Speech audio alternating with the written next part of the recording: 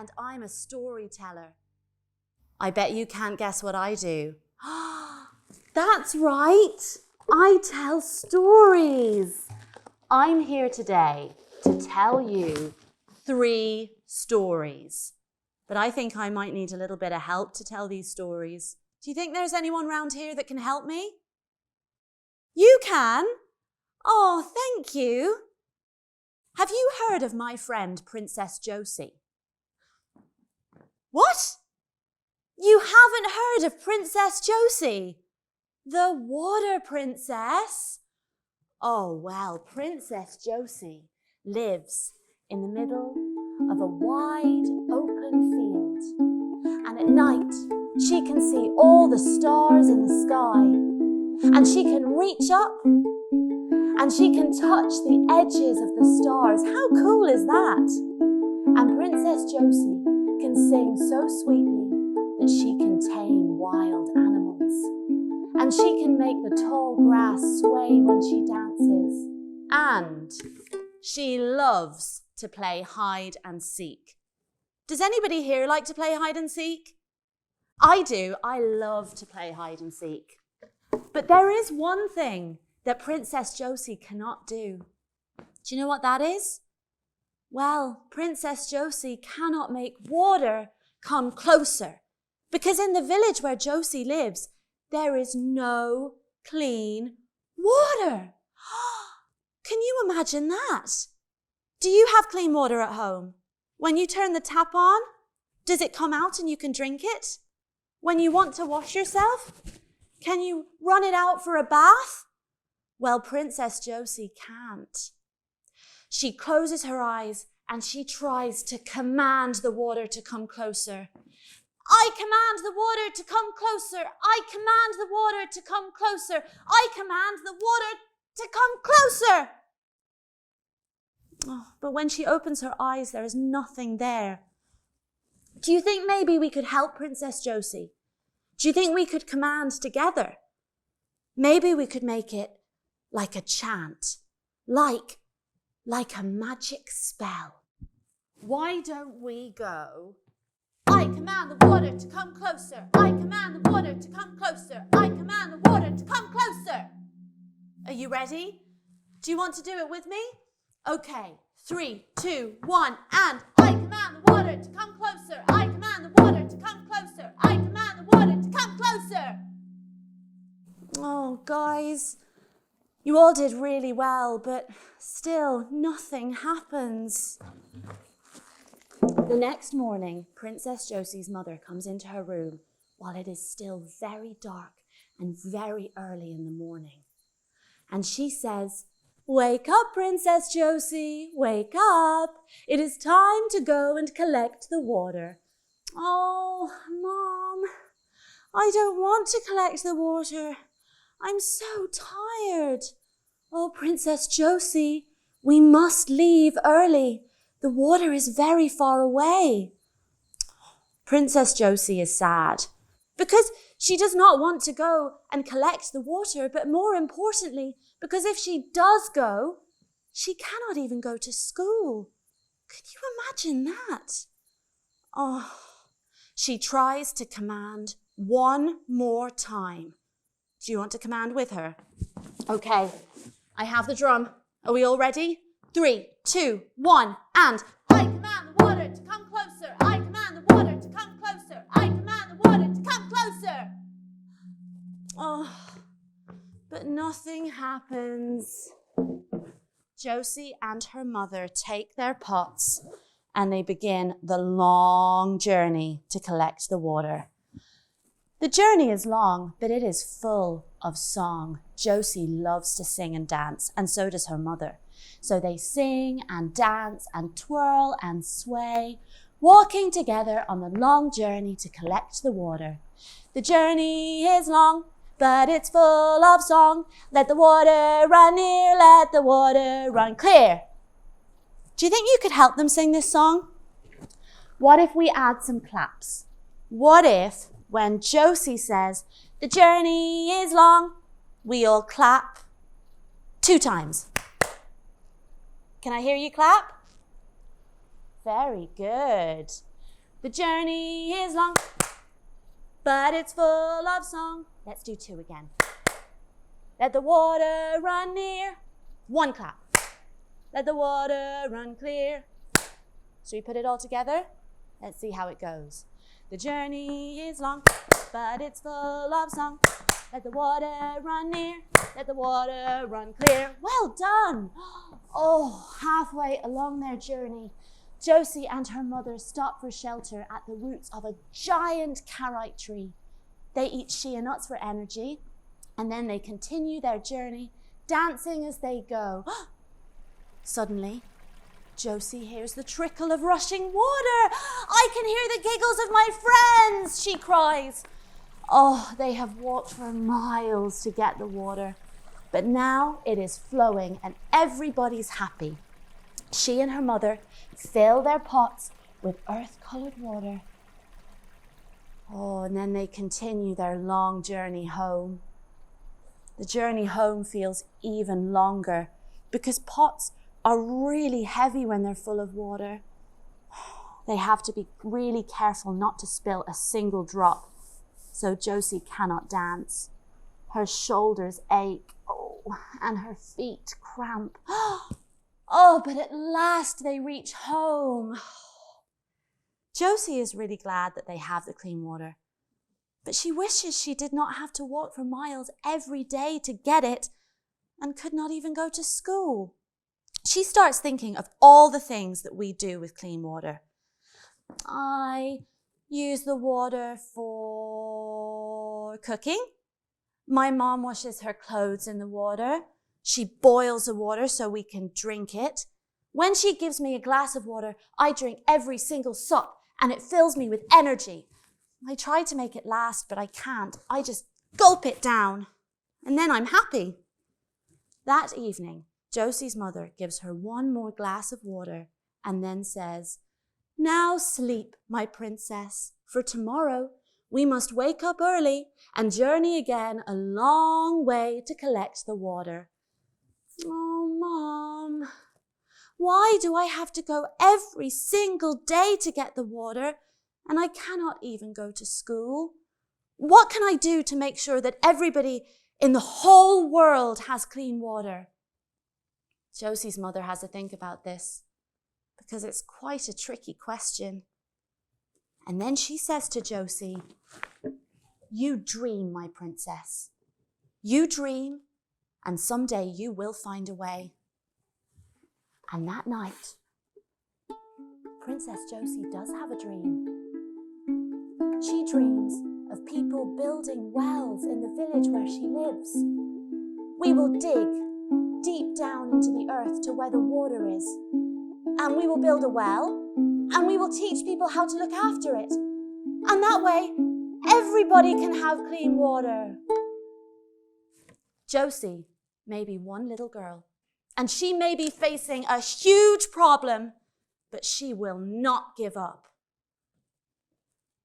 Guys, do any of you know what a hummingbird is? Do you know what a hummingbird is?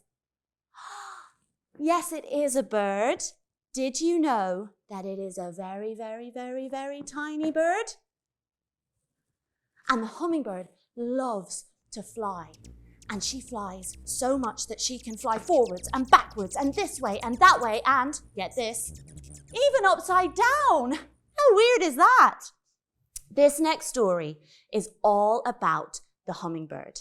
And our teeny tiny little hummingbird lives in a huge forest with trees as far as the eye can see. But this forest is not like the forest in Ireland, with badgers and foxes and squirrels. This forest is miles and miles and miles away. Do you know what animals might live in this forest with the hummingbird? What about ones that go, yes, monkeys. Can you go, oh, that's so good. What about ones that go, I'm scared of these ones, okay? Okay, what about ones that go, oh, yes, snakes. And what about ones that go, roar? lions and tigers, yes. Can you do a big roar? Can you do a big, oh my goodness, that's so scary. That was such a good roar. Oh no. Suddenly, the forest catches on fire. The animals are terrified. They're overwhelmed. They're panicking. They think that there's nothing that they can do. But our tiny hummingbird says, I'm going to do something about this fire. And she flies to a nearby stream, and she takes a small drop of water in her beak, and she flies back to the forest, and she spits it on the fire. I will keep doing this, she says, forwards and backwards for as long as I can. But guess what the big animals say? What do you think you can do? You are too little. This fire is too big. You can only bring a small drop of water at a time. But the hummingbird says, well, I'm doing the best I can. To me, that's what all of us should do. If we all do our own little bit, we could all make a really big difference. And eventually, all the big animals join in. And what do you think they do? That's right. Together they put out the fire. Because if we all do our little bit and we work as a team, we can all make a really big difference. And hey, guys, that's kind of like what Princess Josie did, isn't it? Even though she was one little girl and she was facing a huge problem, she did the best she could. And guess what? When Josie grew up big and strong, she built a whole team, and together they built wells and they brought clean water to all the villages. Wow. Guys, do any of you know where the River Boyne is? You don't? I just can't remember. Is it in America? No, that's not right. Is it in Iceland? No. Oh, yes, that's right. I remember now, it's in Ireland. Well, our next story is set on the banks of the River Boyne, and it is all about two little boys, two best friends called Sean and Peter. And Sean and Peter love to fish, because when they catch fish, they can feed their families. This story starts when Peter is fishing all by himself on the banks of the River Boyne, when suddenly he feels a tug on his rod. I've caught a fish, he says. Oh my, it's a really, really big one. Peter uses all his strength to reel the fish in, when suddenly a large salmon plops down beside him on the riverbank. Peter was just about to reach down and scoop the fish up when suddenly, hello, young man, hello. The fish speaks. Peter is shocked because it is not every day you meet a talking fish. A magical salmon? What kind of fish are you? Says Peter. I'm an enchanted salmon, says the fish. And I am asking you to please let me be. I deserve to be free. What do you think Peter should do?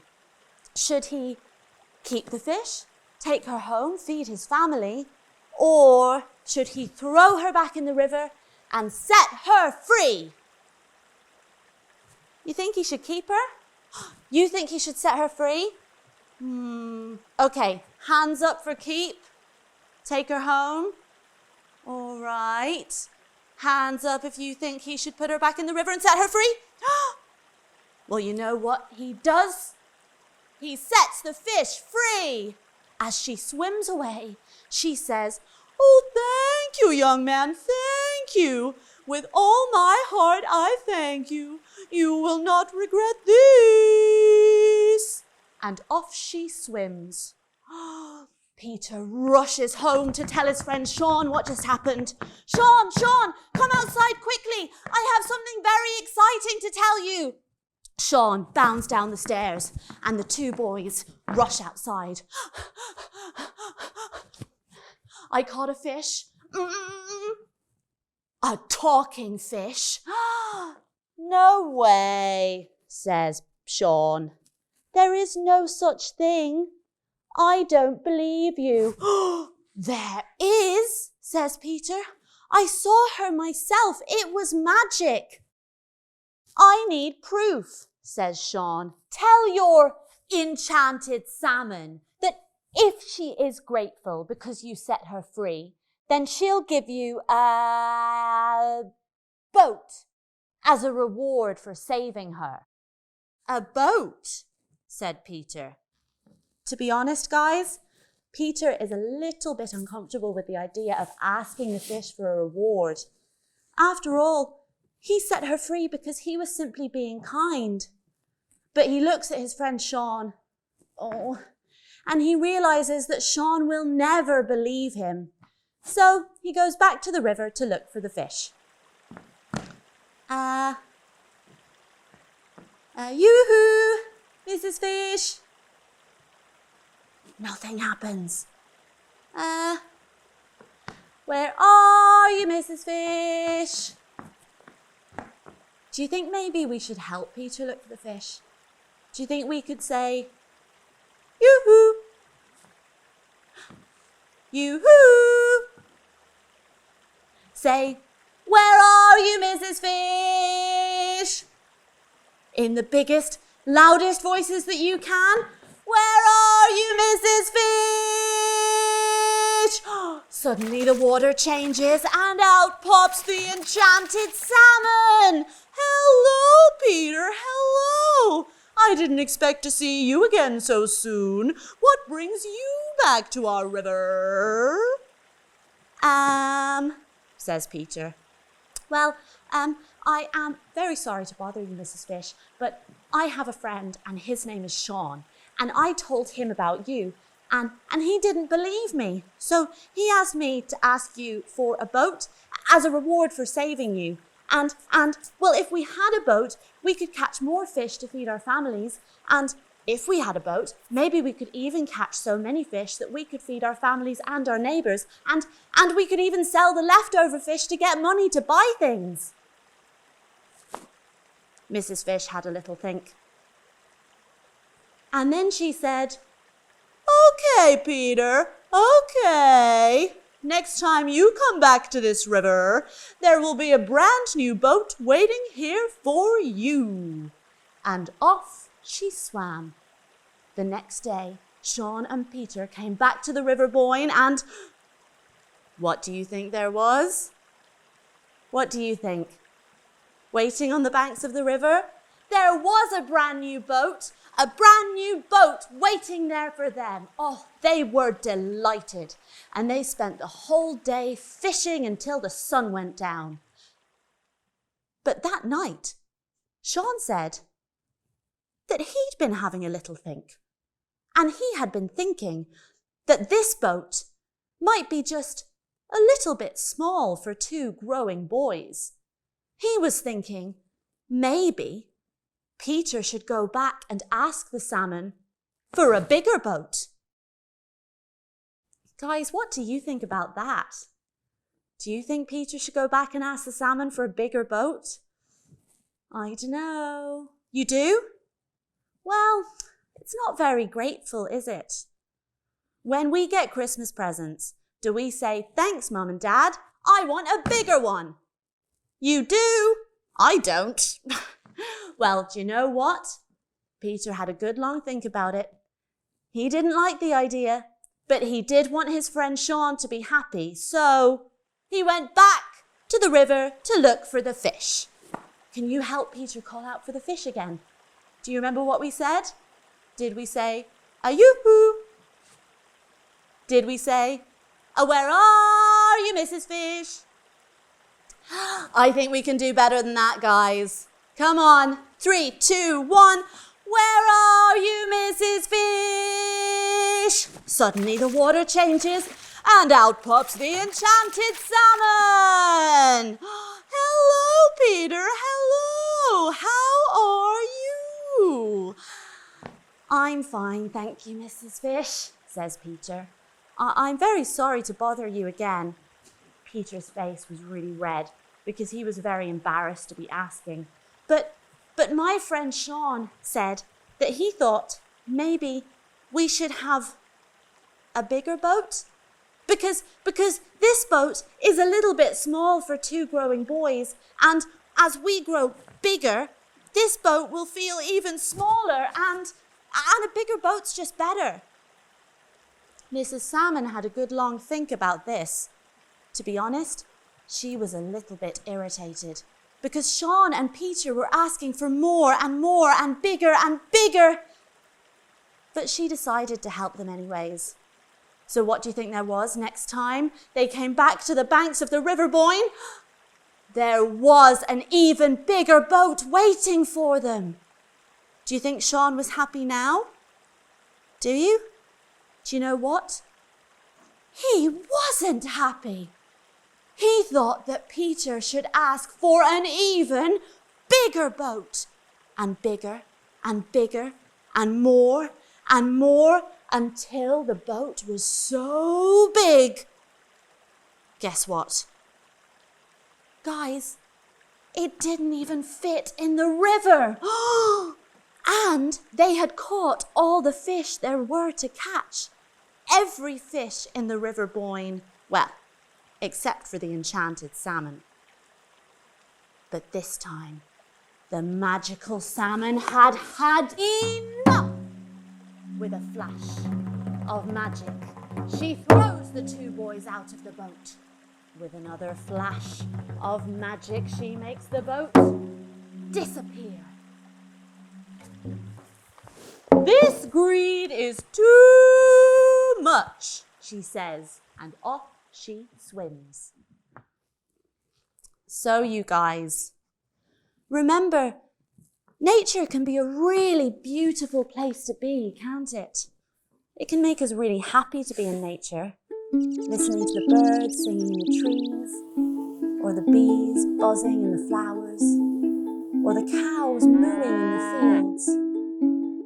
But it's really important that we look after nature, just like Princess Josie, who had a big dream and who did not give up, or like the hummingbird, who did that little bit to make a team and save her forest.